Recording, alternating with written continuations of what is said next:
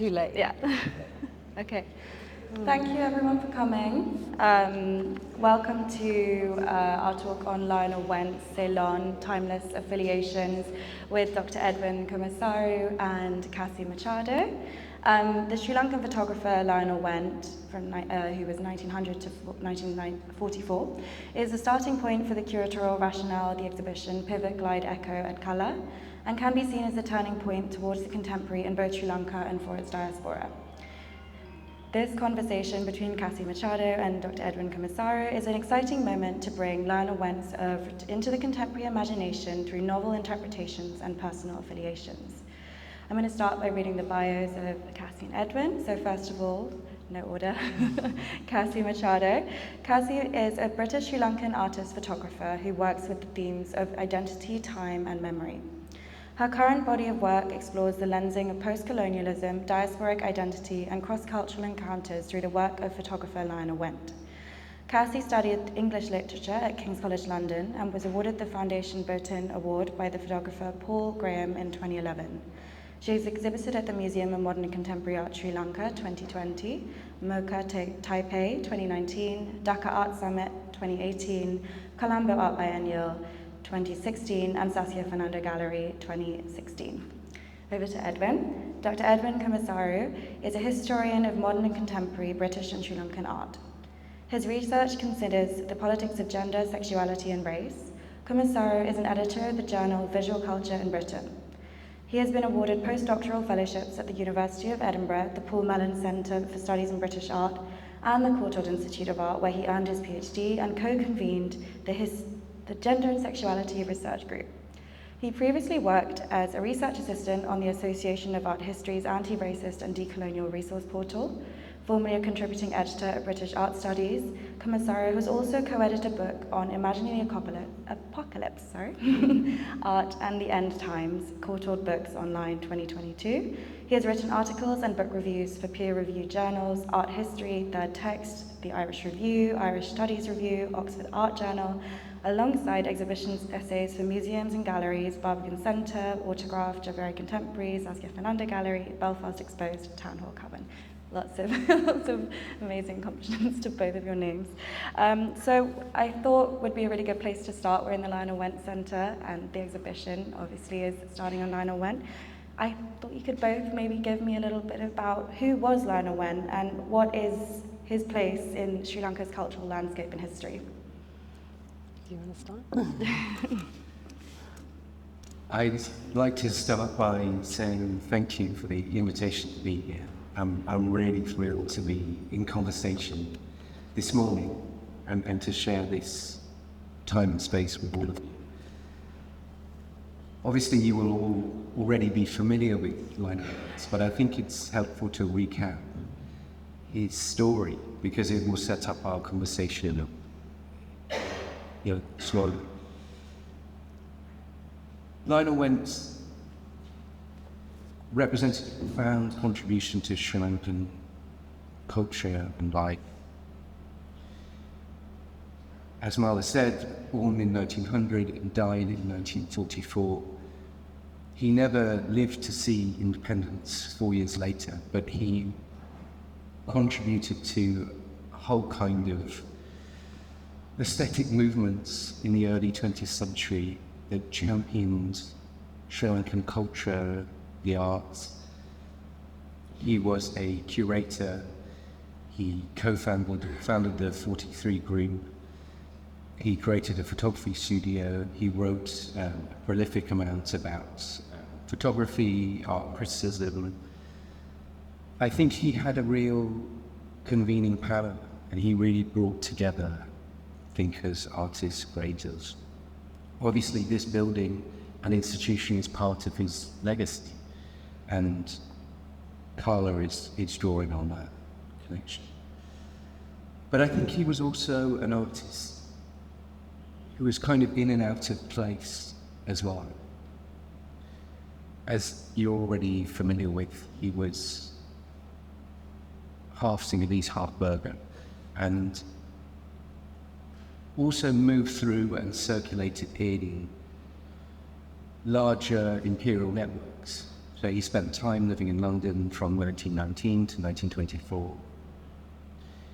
Engaged with a lot of European art and culture, which he would ship back here and champion the exhibiting of. And so he often doesn't fall into neat binary categories. He's, I think, hard to place in a kind of neat story or neat history.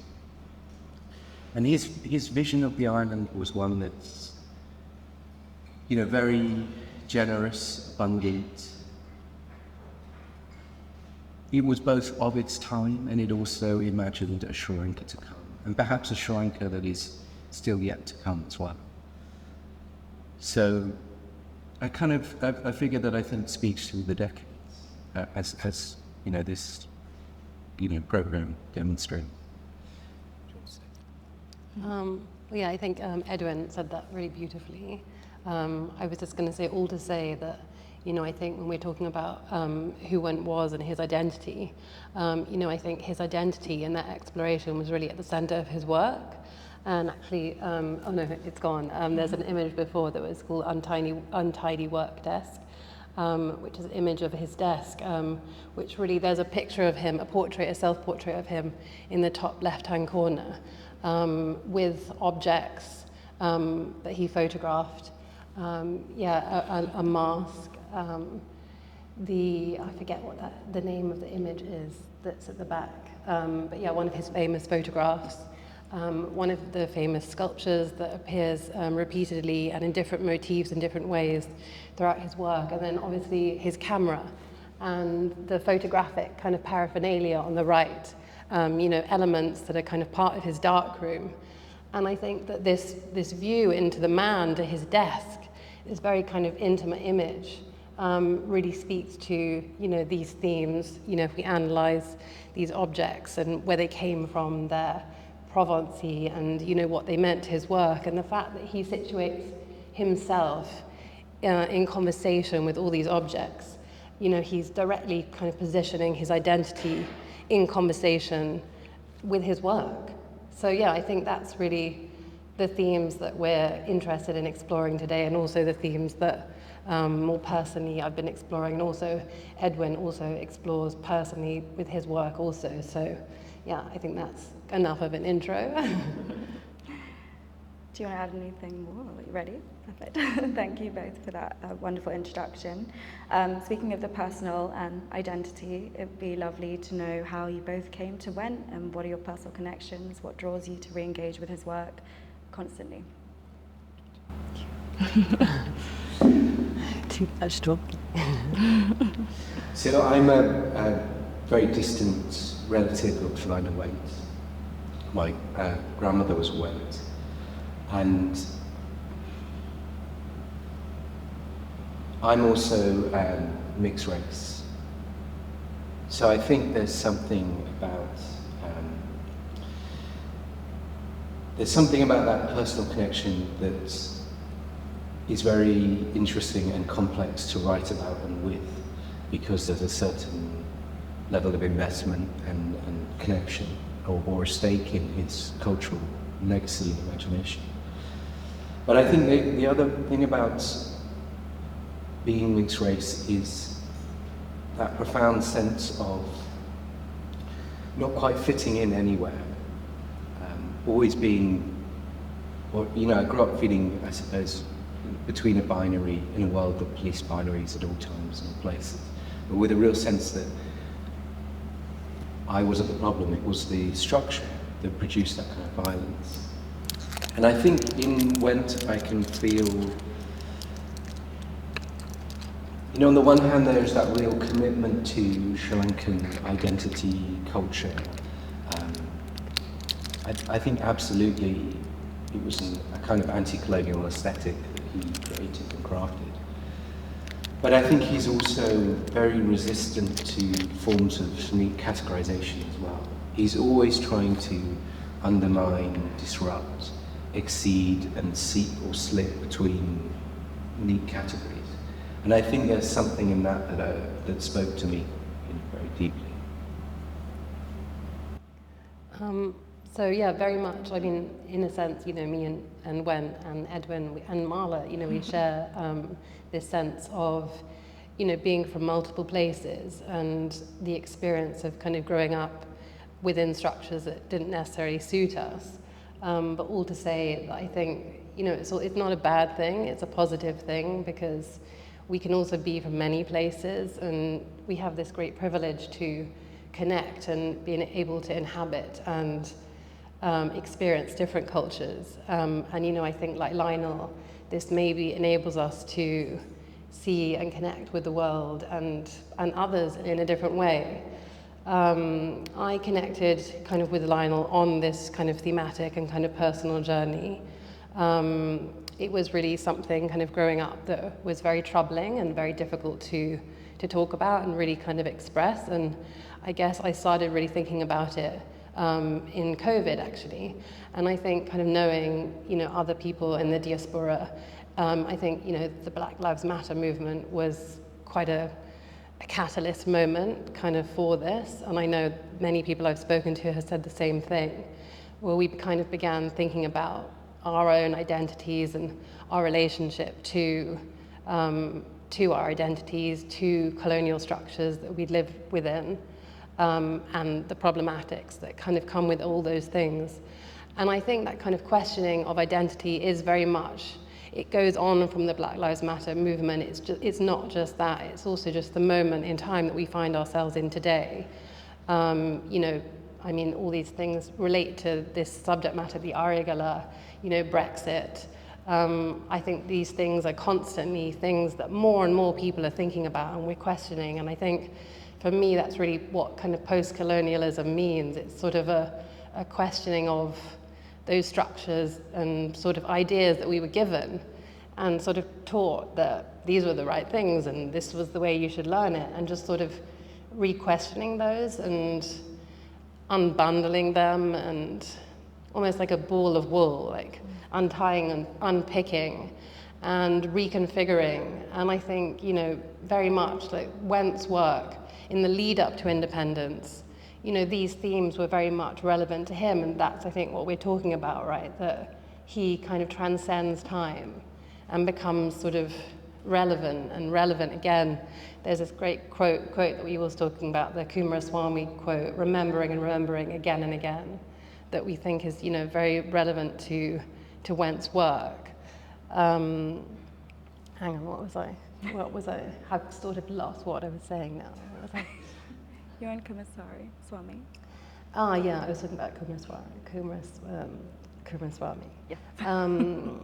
But yeah, so this is really kind of how the conversations around my own identity sort of came up for me. And then obviously as a Sri Lankan photographer, you know, I've always known about Wendt's work.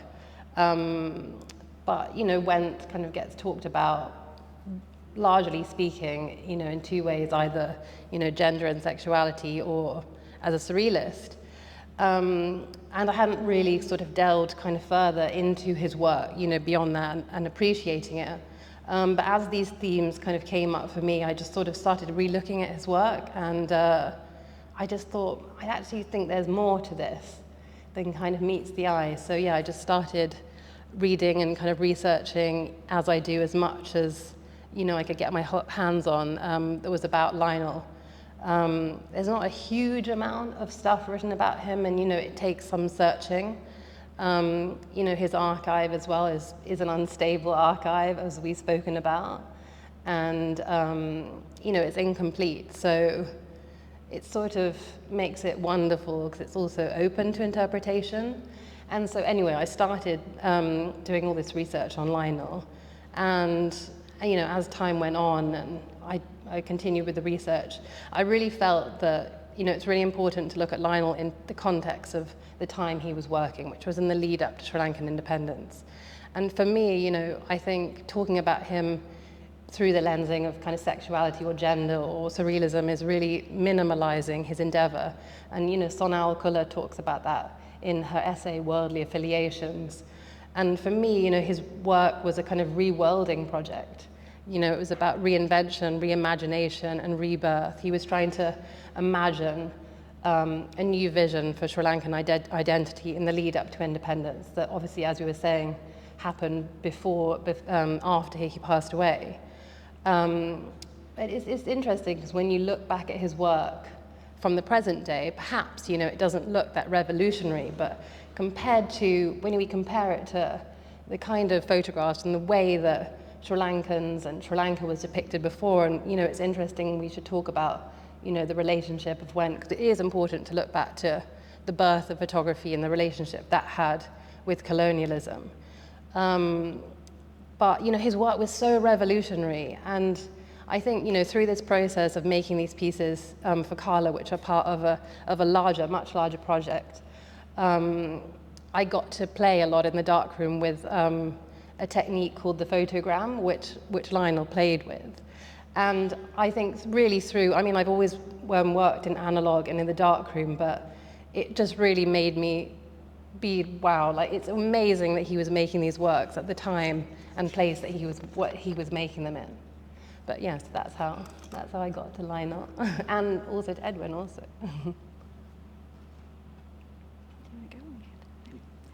So I'm just going to go back to a point that you brought up. You defined what post-colonialism or the term post-colonial means to you, and we often use these terms quite liberally. So I'd love to ask you both. I know that also, backtracking, that Edwin uses the term abundance in his recent essay, and I think before we delve into using that term all the time in what we're talking about, it'd be really helpful if you could both just you've already defined post-colonial to you, but what do those terms, post-colonial and abundance, mean to you both, and how do you bring them into your research and approaches towards Lionel Wendt's work? Should I start with abundance? Yeah. Thank you, that's a great question. I took the concept of abundance from Sri Lankan folklore, but it's also an idea that's becoming very popular in decolonial theory, recent ecological writings. And I suppose there are two strands. One is an environmental idea that we already have enough resources, they just need to be redistributed. And one of the things that British colonialism in particular did to Sri Lanka was narrate the island as abundant in order to manufacture scarcity. But Sri Lanka had its own ecological histories and ways of relating to the environment that often involved common land or spiritually invested ideas of nature that the British tried to destroy, suppress. And I think in Lionel Wendt's work he's tapping into that longer cultural history, including the 1950 book Ceylon, which was published posthumously. There is a vision of the island as full of these abundant landscapes that are invested in these vital forces. They're kind of animated with spiritual understandings, although none of them are ethnically exclusive. It's a very generous and open interpretation of Sri Lanka. And that's the other aspect of abundance, is particularly drawing from gender and sexuality studies, it as an identity category or a way of thinking about identity that's not the opposite of scarcity or exclusivity, which is, in a way, race was invented by European botanists in the 18th century and was always a kind of environmental way of thinking, of categorizing people, of sorting them and organizing them around inheritance. And it is perhaps a logic that's underpinned by a certain kind of scarcity of who belongs and who doesn't belong, and trying to draw lines and pit people against each other. And an abundant way of thinking about identity is not necessarily the opposite, because it would still be defined in the shadow of that. But it's this kind of generous openness where people can, you know, belong and inhabit multiple overlapping identities in a very poetic and complex way. We've spoken about sexuality studies and Wendt. He's often considered a queer artist. And I think that was also part of the abundant thinking is this resistance to neat identity categories, which I think draws on that queer aesthetic practice as well. But it's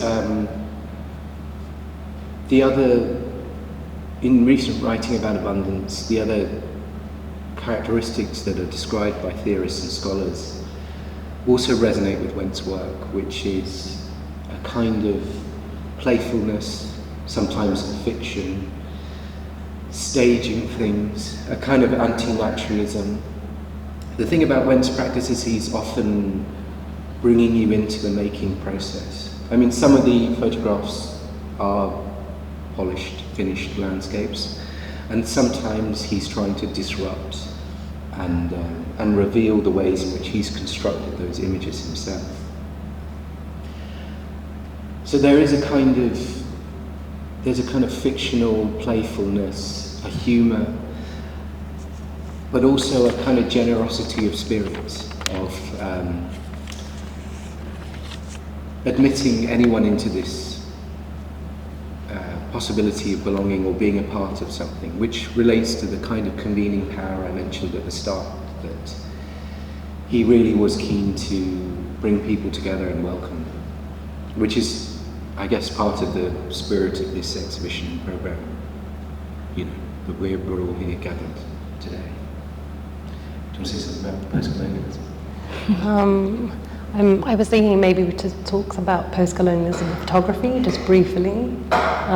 So it's interesting looking at the role of the camera in colonialism. So the camera was actually sort of a weapon, sort of brought by the colonizers to document the different, you know, ethnicities, the community that they were visiting, in order to understand them and rule them better.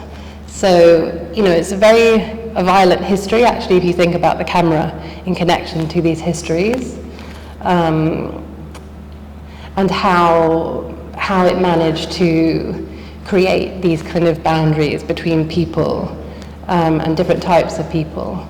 It's kind of my understanding from my research that before colonization, identities, kind of sexuality, gender was more fluid than we understand it today. And then I think that's what I was saying really about my understanding of colonialism, or what post-colonialism, is just, again, just re-understanding these things that we have come to understand as the truth. And, you know, photography has a very interesting relationship with what we perceive to be the truth in many ways, you know, in conflicts that play out. But, you know, re-questioning those things that we've been taught, and actually, you know, maybe that's not the way things are. And I think this kind of relates to, you know, Edwin's kind of concept, or the discussion around post-colonialism and abundance. Because, you know, when we look at nature, nature doesn't distinguish between things in this way, which is not, I don't want to say, the natural order of things, that was like a Darwin thing, but that's opposite of what we're talking about. But yeah, I think that, the concepts of talking about Lionel Wendt and abundance, and looking at post-colonialism and his work through this lensing of abundance and light, these timeless affiliations, right, that are more poignant and kind of very poetic.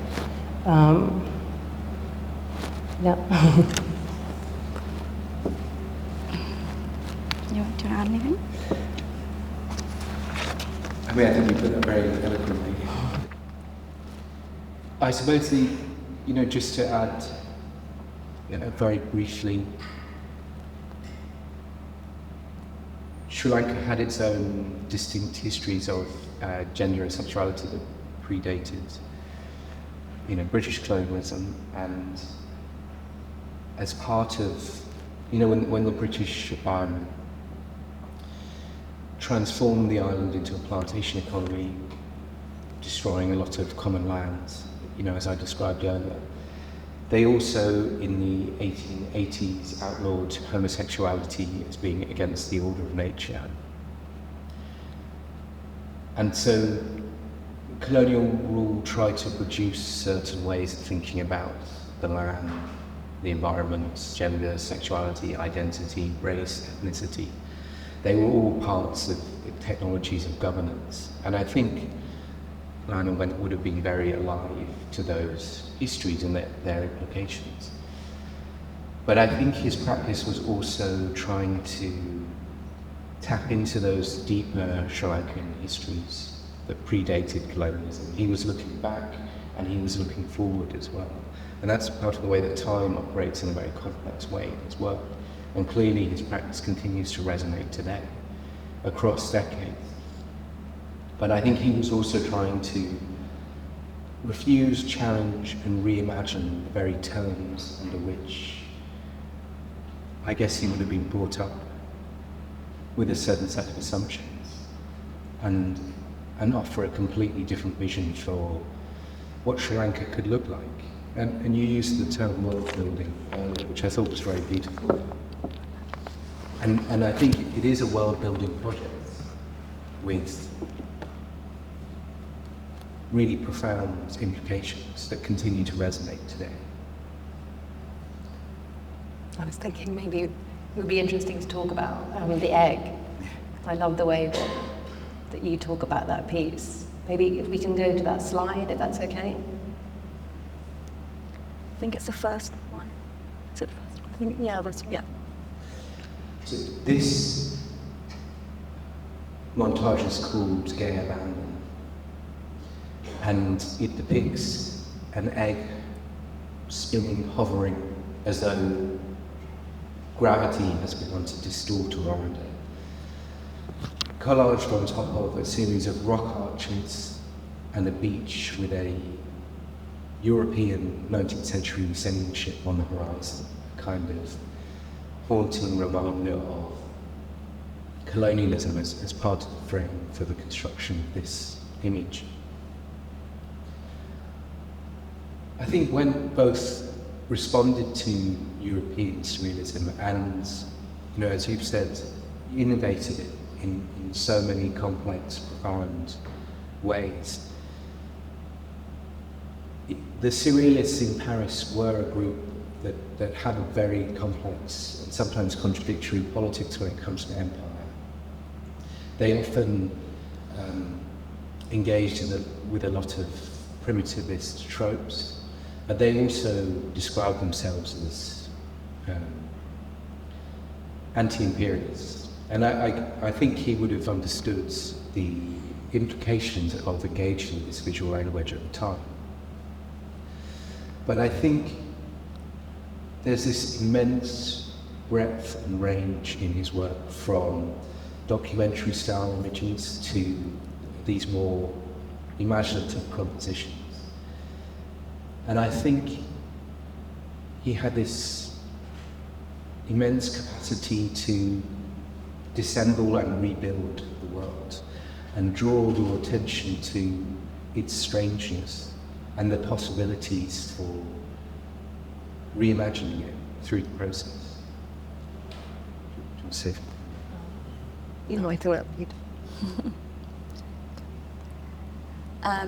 bringing on the idea of, not bringing on, but talking about the idea of strangeness, and also bringing back the point that you brought up about light. Something we spoke about when we were preparing for this was how he engaged with the politics of light and the politics of white. And I know you've covered this a little bit about race, but how does this engagement with the politics of light and white as a photographer relate to these ecological approaches that you've been looking at, and the post-colonial approaches, and I'll let you answer about your process about working with the camera and how these politics come into that. Very rambly question, I hope it made sense. I think we might have to take the question apart a little bit. Yes, please do. But I think I don't know if this is not really necessarily an answer to that question, but kind of picking up on some of the questions that are part of that. I think when my process it tends to be, I sort of have a question that I'm trying to answer to begin with, and something I'm trying to create an answer to. And one of the things that I was thinking about, which kind of relates to light and how it has helped answer my question, is, when I was thinking about post-colonialism, I was thinking a lot about this kind of idea of the double, and the kind of doubling of identity that, Frantz Fanon writes about very eloquently in his beautiful book, Black Skin, White Mask. Stuart Hall, these authors made me cry when I was reading them, because I just couldn't believe that someone had understood this sense of what it could feel like to have this kind of double identity. And he talks about the experience of the Black American population and different African populations around the world, and understanding themselves as a double in the sense of seeing that they are seen differently through the eyes of the white gaze. And so then, in that sense, they have this sense of double identity. Did that make sense? And so, kind of going back to, what we were talking about, the camera is this kind of weapon. So what I was trying to essentially do is to obliterate this other, where this kind of double doesn't exist, where there's this more kind of generous depiction or connection with this kind of idea of identity, our true selves. And I really struggled because of my camera.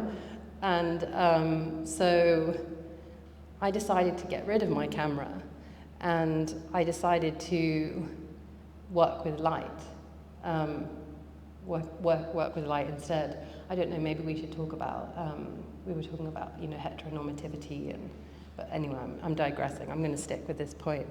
But yeah, so for this, I decided, and why this came up as a solution was, because as I said, I was struggling to figure out how to do this. And it's definitely not, by no means the only solution. Different artists have played with these themes and have managed to come to different conclusions in their own ways. But anyway, for this, I suddenly thought of photograms, which is, what these works are. They're photograms. And this is, again, like I said, it's a technique that Lionel used. So I don't normally come to using something that's just purely aesthetic because I think it's pretty. It's because, A, it's answering this question, but in the context of Lionel, of course, because this body of work is a kind of fantasy collaboration between myself and Lionel, I have to be faithful to Lionel in certain ways as well. And in that sense, he is very much kind of part of this project. And so I thought, wonderful, he used photograms, like I can use this. So the photogram, for those that don't know, is a cameraless type of photography. So I wasn't using the camera for this. I felt quite liberated, actually, from these things that we've been talking about. And it kind of works by, maybe we could actually look at the Lionel's photogram, just to begin with. If you go upwards in the slide deck, keep going. Yes, this is a photogram that Lionel made. It's a triple exposure photogram. And how you make them, in essence, is if you imagine what a photographer's darkroom looks like, it'd be like this room, but with like no lights in. So you kind of actually turn the room itself into a camera.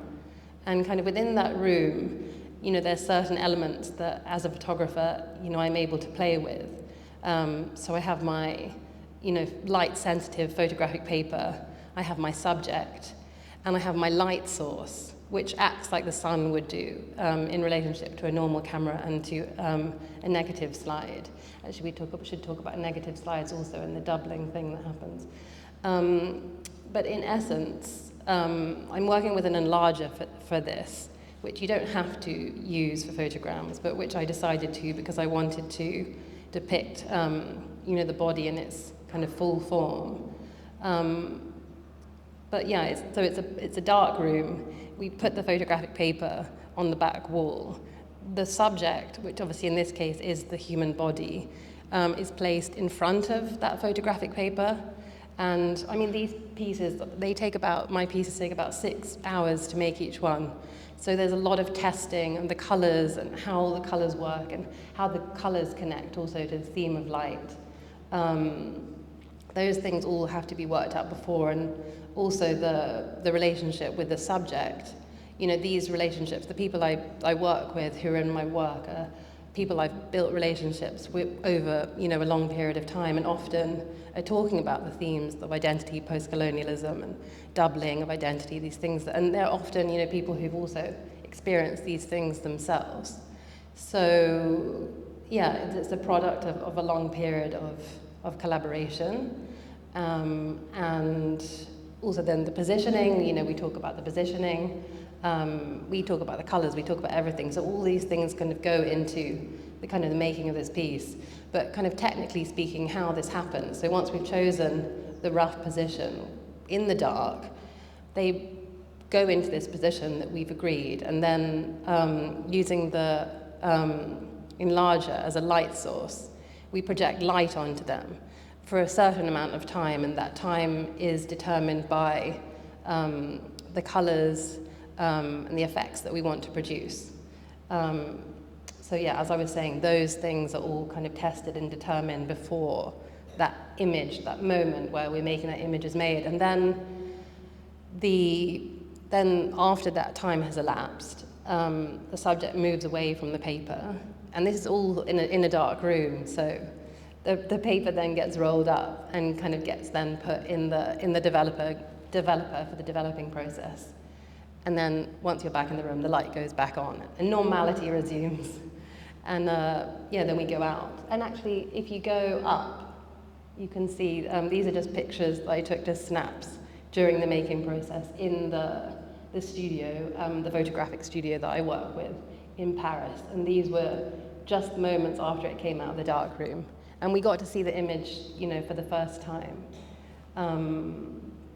But yeah, it's interesting, kind of, maybe you should follow on about how, or we can ask questions to one another about how these interact with those wider themes and Tamala's wider question. I almost feel like we need to ask it again. But yeah, how these have that conversation with kind of light and like kind of images of whiteness. I guess light as a cultural discourse is bound up with lots of other conceptual histories. So there is the association between histories of race and you know, ideas of light or darkness, as it were. But there's also an environmental history of light in terms of the amount of exposure in a climate which can produce particular sets of environmental conditions like heat, humidity. There's something quite distinct about Sri Lanka's own climate that British colonisers were quite anxious about, because they were concerned that they were from a temperate region and the tropics would have a kind of certain effect on their bodies or well-being, which is part of a kind of 19th century way of thinking about the climate as a imperial context, and suffused with anxiety about control and mastery as part of the climate project. So I think it's really interesting that you use light as a medium, given those resonances and those histories. But it's also the thing that European colonialism did was transform landscapes across the world, often destroying them profoundly, causing a huge amount of degradation, which has ultimately, in the longer durée history, culminated in climate change now. So the kind of breakdown in our ecosystems on a planetary level is the output of these processes. So the amount of light and its distribution on a global scale is also affected by these historical processes. So for you to use it as a medium, as a material, I think is to play with it in quite complex ways. Do you want to say something about the silhouettes and the bodies in your images? I feel like we were saying, I feel like these silhouettes represent our true selves. You know, we were kind of talking about how, you know, this kind of the relationship of photography to colonialism. And just even photography, I think photography sort of creates this distance between the observer or the spectator and the subject. And it's almost this kind of void that is really hard to overcome. And even though, you know, I think that's interesting, you know, looking at Lionel's work, right, of how close he was able to get. And I think some of the issues that trouble Lionel's work and people discuss is this inability that he quite, and I think that's almost why people they kind of miss, or what they miss, or our interpretation of his work anyway. And yeah, I didn't come to this, you know, straight away. I've been kind of testing these ideas over the last year or so. We're working with Amesh, who's in the audience here, on some really beautiful portraits we did. His designs, his work, he's a Sri Lankan fashion designer. And you know, his work really explores these themes also. But even in those, like, I kind of felt like there was still kind of this distance, maybe. And I feel like they get closer to the real kind of essence. There's this energy that's kind of imbued in them, which, you know, I can't take full responsibility for. It's this magic that, you know, kind of happens in the darkroom. It's the darkroom process. And yeah, playing with light. This playing with this medium, which, you know, we can't control light. Like I said, they are very controlled to the extent that I can, but then there's also this unexpected element, which I think is really beautiful and kind of majestic. And yeah, hopefully when you get to see the work, if you haven't, I hope that you feel this when you're standing in front of them. Like for me, photographs, a good photograph should be a feeling, right? Should make you feel something. That's what I'm trying to do. That's a beautiful place to open up the audience to any questions, if you have any. Okay. I mean, if both of you could talk, you have talked for hours, not today, but in other contexts. So if there are any questions, please do. Of your work, you know, the time you took kind of collaborate with your subjects and really thinking through the commonalities between you and your subjects and sort of exploring the process together and work together. And maybe, I mean, this is probably a hypothetical, maybe you don't have an answer, but just opening up this question to you and also Edwin, what do you think are Lionel's own relationships with his own subjects might have been like? Do you think maybe there are similar conversations or similar, how should I say, in terms of thinking through power dynamics? Because one thing you could potentially sort of like speak to with his photographs is that there are sometimes very direct class dynamics between who he was and maybe where his subjects were from, right? In terms of how some of these photographs are represented and how the subjects are either named or not named or depicted in certain ways. There are certain critiques that comes to one's mind. So just maybe thinking through that in terms of this notion of post-coloniality and thinking about perhaps was Lionel's gaze in some ways reproducing a form of colonialism through, shall we say, a mediation from the global south as such. So just opening it up for some thoughts. not got a microphone anymore. Your first one. Thank you, that's a great question. I think it's absolutely true to say that Lionel Wendt's work was both implicated in structures and to a certain extent reproduced aspects of them. And in particular around class, because obviously he was from a very privileged elite. And those dynamics that you described are absolutely at play in the photographs. I can't tell you what the relationship would have been like. But certainly I think pointing out things like naming is important. I would say that like the titling of his photographs in general are sometimes a bit unstable, in that a lot of them are untitled, and some of the titles we do have are taken from a book which wouldn't necessarily have been written by him.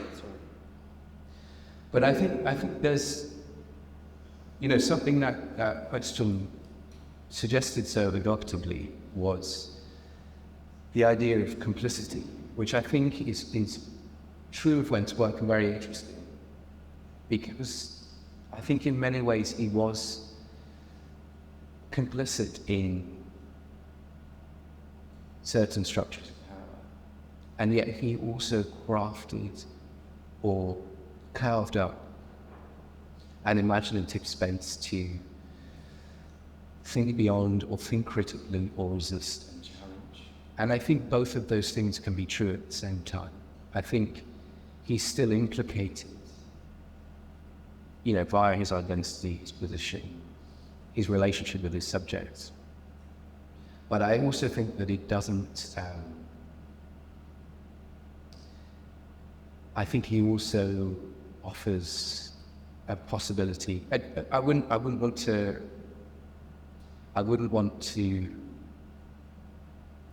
that to be the sole interpretation, because I think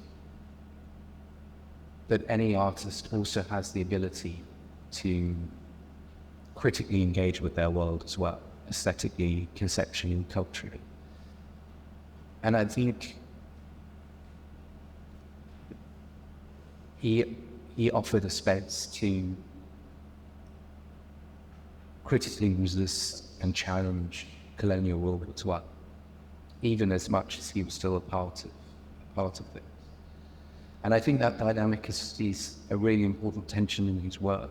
I think it's certainly shaped the way he's been read over the decades, but I think it's also part of the difficulty in placing him neatly in a story of Sri Lankan arts. But it's, by the same token, the same dynamic by which he continues to speak across the decades, because of the contradictions, the tensions, the complications. They're actually profoundly generative, aesthetically, politically, culturally.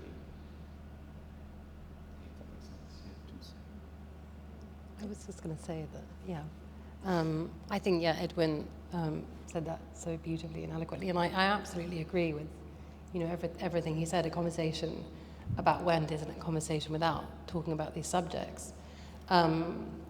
But just to kind of go back to another point that we were making of just, it's so important to read Wendt in the time that he was making his work.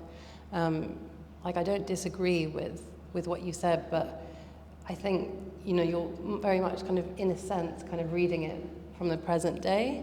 He was kind of implicated in almost fostering that kind of idea of coloniality in relationship to Sri Lankan identity. Again, if we look back in time before Lionel Wendt was making work, the photographs that were being made in Sri Lanka and how these depicted and negotiated and constructed Sri Lankan identities, again, his work was very revolutionary for that time. And now we're at a different time, so we're able to make, and that's what's so exciting, I think, about this fantasy collaboration with Lionel. My work is meant to be a conversation with him, and a conversation with all these themes, which will continue with the ongoing and larger body of work that I'm working towards. But I hope that answered the question. If I may ask a question? Yeah, please do. Could I ask you, Edwin, could you put the slide on the screen of the hand on the light? Oh, let me go do that. Those ones are really interesting because they were talking about the kind of dark room. Interesting to me, this piece. When I did some research and looked at the Metropolitan Museum of Art, and they talked about this piece. And this piece was titled Bachelor Cruising South. And they talk a lot about the sort of the complicity of the title. So it was quite obvious in terms of the intention of some of his work. So could you perhaps, it was a very revolutionary title for the time. But again, I don't know if that is that real. It's a piece that you had, it's a picture that you had on the screen. Yes. Of a hand On the light. on a light. I think she's just changing it. This piece here. Yeah. And this piece, as I said, was titled Bachelor Cruising South. Can you talk a little bit about his intention in terms of titling pieces? Thank you. That's a great question. So as I just said, the titles are somewhat unstable in terms of when Sadhara, in that we don't always know who titled it when, and I think that's representative of the archive as a whole being somewhat unbounded, and there being images that aren't always tightly catalogued. There hasn't been a kind of exhaustive account or a catalogue there that's really pinned them all down. So we don't always know which were titled later, and how and why. But nevertheless, I think titles are important. You're absolutely right, and they are evocative. And they do tell stories, and I'm sure, or I would imagine that he still had some input into, at least some of them. Bachelor Cruising South, I've often thought about that. Yeah. That type. I mean, it really, it's really evocative. For me, it really jars with this image. I can't sort of accept that as a title. Because the Met in New York, has totally run with that. Yeah. And they've created a whole dialogue around the title and the piece. And when I look at the piece, the title is not. Yeah, that's what museums do, right? But there's probably 15 or 16 lines. Yeah. Written, in terms of the implications of the title and what it actually meant. I mean, that also kind of leans into, how museums, acquisitions and how they work and how they legitimize those acquisitions, right? That's maybe another conversation. But yeah, for me, it totally jars with this image. Because the title actually says, the image depicts a hand, presumably male, reaching towards an electric light to cover the partiality in terms of its intensity. And then it goes on to say that it's a penetration of the nocturnal activity of cruising loosely regarded as a search to casual anonymous, etc., etc. So they created a whole dialogue on that picture. Yeah. I was just kind of curious because titles have come up in some of the conversation this morning. Can you say something? I guess, I suppose there's a real playfulness and a humour to Wendt's work, and whether he created that title or whether it would be someone else, I think he would follow this, wonderful and amusing that was Samet's reaction. Yeah. Whether or not it is a reading that he himself would And I think that's because art and culture, we're allowed to make those remedies. And actually that instability in of itself is profoundly crazy, because then leaves you wasting some work. Obviously there is no definitive meaning or account of what means for any particular image. But the process of writing art history is about storytelling and a craft and narratives that are always unstable. And so there is room to give those kind of readings, whether or not. I think there. I really understand the tension you described, and for example, the egg photo montage is called "Gay Abandon," and in the 1930s, in Britain, gay would have been slang for homosexual, and it is, as a queer artist, it is quite evocative that title is associated with that work. Like I said, I assume that he had some kind of input into the titling, because certainly some of those images were exhibited during his lifetime, and he would have absolutely shaped the titling of those. So the ones that you can trace his involvement in. Where it's a bit tricky, I think, is works published posthumously, or works that it is harder to trace that exhibition history. But I think he was a reader of literature and poetry, and I think that there was a rich metaphorical imagination. So whether or not that specific title is an accurate description of that image, I do think that words were important to him, and as a writer as well. And so the titles that he did choose, I'm sure, were purposeful and thoughtfully considered, and probably playful, evocative, and sometimes quite suggestive as well. Thank you.